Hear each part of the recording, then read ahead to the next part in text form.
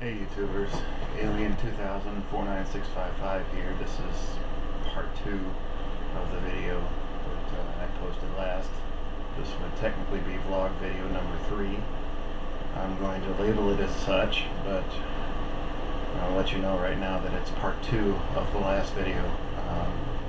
Another reason why I'm keeping these to 10 minutes is because anything past that and the video recording seems to glitch out and I get more of those sync issues concerning audio and video. So I try to keep them under 10 minutes.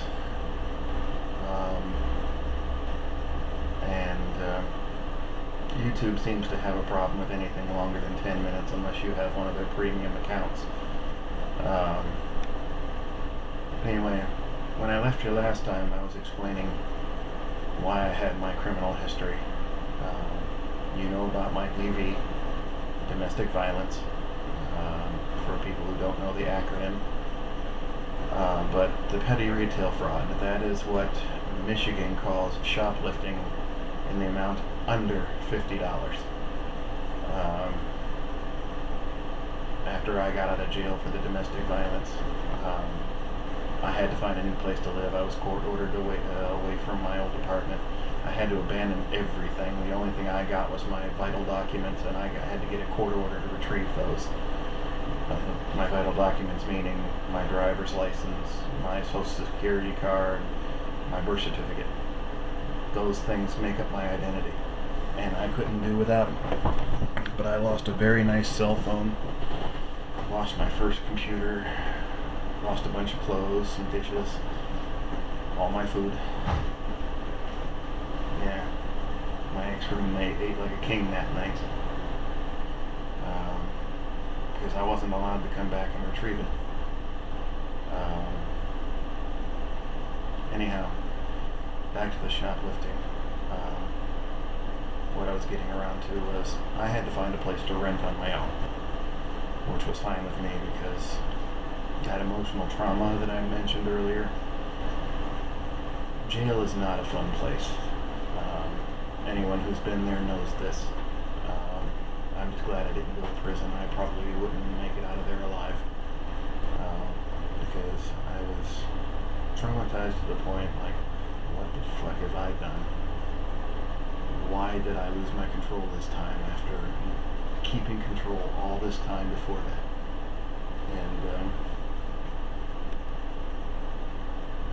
And I felt so bad about what I had done to my former roommate that I had gone suicidal.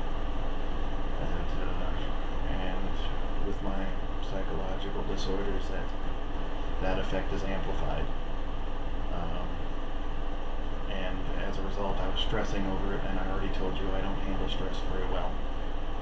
I got to the point where they had to put me in the drunk tank because I tried to hang myself with one of the jail issue sheets. They got to me, praise God, put me in restraints. I didn't like it at the time, but now I understand that it was necessary. For one thing, they have all kinds of liability if they let a prisoner die, an inmate die, and they stand by and do nothing. So they were covering their own butts for the most part, but there was this one guard who had also suffered a trauma, but his was physical. He had a messed up eye. I forget what his name is, but apparently he used to be a beat cop, and he told me that, he didn't go into detail, but he told me he basically got the shit kicked out of him, and he lost the sight in his right eye, and he had some permanent scarring around it, and the eyeball itself was cataract, so it was milked over. He couldn't see out of it, at least more than light or dark. He could tell whether it was light or dark in the room, but other than that. So the retina was okay, but the lens and the cornea, they were all fucked up. But anyway, back to the matter at hand. I had to live on my own. I had to pay the rent on my own, and the only way I could, at that time in my twisted logical mind, and I do mean twisted logic. I was not right in the head. Now they've got me on medication and therapy and all that kind of stuff, and kind of straightened me out a little bit. Still got a long way to go, and probably will never fully recover. But the thing is, I resorted to crime to gather money to pay the rent. And I walked into one of my favorite stores.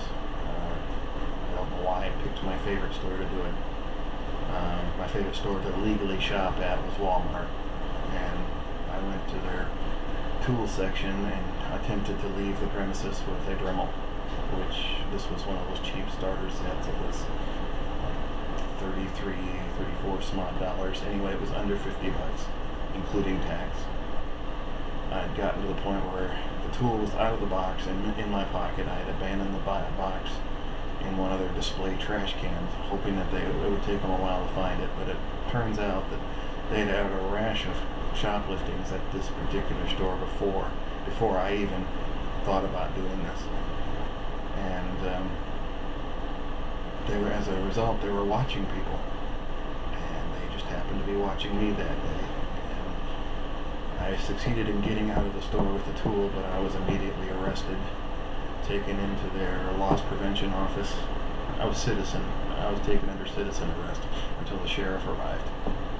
And about an hour later, after taking my statement and photographing evidence and informing the sheriff's deputy, I went to the Mecosta County Jail in Big Rapids, Michigan. Now they let me out the same night on a PR bond, but my point is, I hadn't even gotten convicted and sentenced for the domestic violence yet, and I'd already racked up another charge. But the way I looked at it, I was in a desperate situation. It's still wrong. There's really no excuse for it. My federal income was on a hiatus at that point. Because I had just come off of working. I've been working long enough that they had cut off my SSI and my Social Security. Well, I didn't have Social Security at the time. I do now, but that's neither here nor there. The point is, while I was waiting for that to kick back in, I had to find a way to keep a roof over my head and food in my stomach. And this is the poor decision I made to try to attempt to achieve that. So, as a result, I have 2 misdemeanors, and Michigan expungement laws say that you can only be convicted of 1 crime, and it can't be a felony. If I had used a weapon during the domestic violence instead of my fists, it would have been aggravated domestic violence, and it would have been a felony in the state of Michigan. But as it stands, they only nailed me with a misdemeanor. I'm slurring my speech here, probably a side effect of my meds. So please bear with me. I will be correcting myself and repeating myself, and I'm a poor editor of videos, so you're going to get every gruesome detail and mistake. Now, at the time that I'm currently recording this, I am currently uploading video 2, which you've probably already watched, because by the time I get both of these on there, I'll be cutting out on the vlog tonight. I'm going to try and remember to do this daily. I wanted to do it weekly, but my therapist suggested I try daily. She also goes to YouTube. She's subscribed to my channel right now. She's the only subscriber that I have, and watches my progress. The mental health office that she works at has internet access that can be used during office hours, and especially when it's related to a case, something on her caseload, on one of her cases. So she's justified going onto YouTube every day and looking at my videos, listening to what I'm talking about, my rants, my emotional problems that I deal with from day to day. There might be days where I just simply tell a story. That hasn't happened yet, but it might.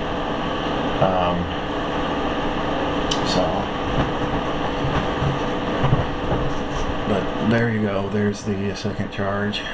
That one didn't take away my gun rights, but it prevented me from getting the domestic violence expunged. So now I'm stuck with it. And I'm at 10 minutes and 15 seconds, so I'm going to cut this off. And I'm not going to record another video today, so I guess I'll see you guys tomorrow. Peace.